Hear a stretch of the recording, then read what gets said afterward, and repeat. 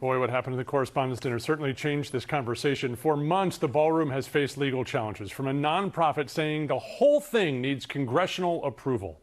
Well, now Congress is taking up the issue while also potentially upping the cost of this project the president said wouldn't cost taxpayers a dime. But we found that's not the only concern with how this project could potentially be paid for.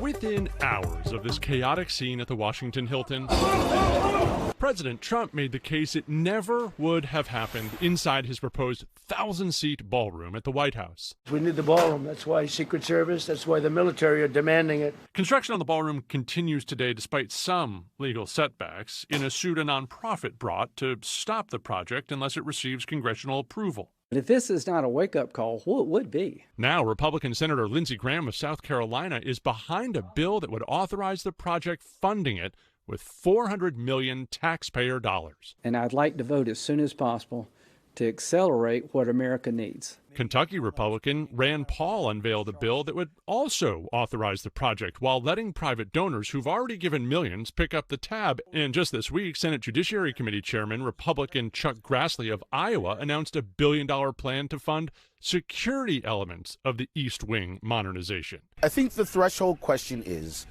there a legitimate national security concern that demands that we have a ballroom? If there is, then American taxpayers, rather than private companies, should be paying for it. Donald Sherman is the head of the watchdog group Citizens for Responsibility and Ethics in Washington. The I-Team previously talked to him about his concern over allowing private donors, many of whom are unnamed, to donate to the president's ballroom project. That's why we're here, to celebrate you, because you've given tremendous amounts of money to see a ballroom built. Months ago, President Trump said he'd already raised more than $350 million for the ballroom project, funded from billionaires and corporate donors, including Comcast, the parent company of NBC Universal, which owns this station. Private companies have paid this money in fealty to the president, and we should know why they paid it.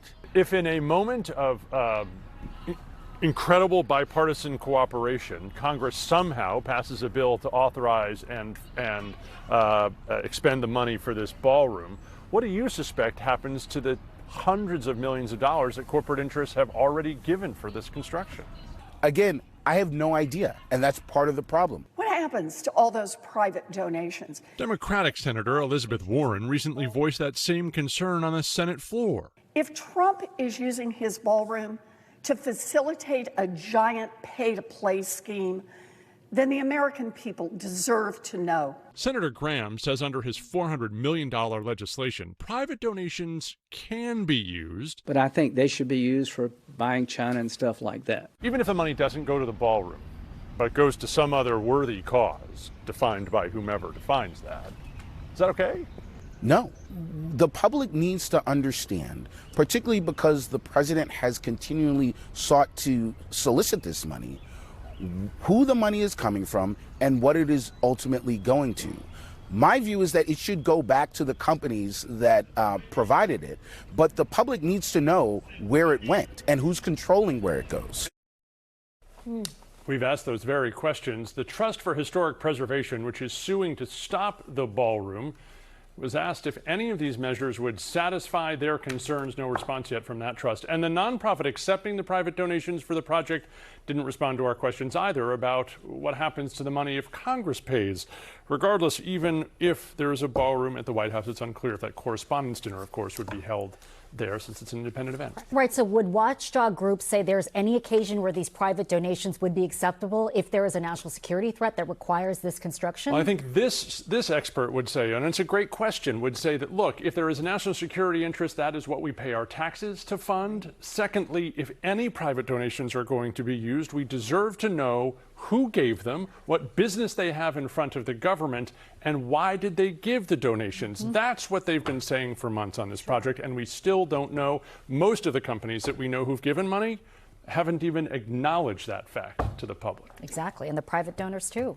And it's also the increase in cost, how the ballroom initially went from 200 million, 400, now it's $1 billion for security. Yeah, it is a very expensive project. that the president, by the way, has said recently is on schedule and under budget.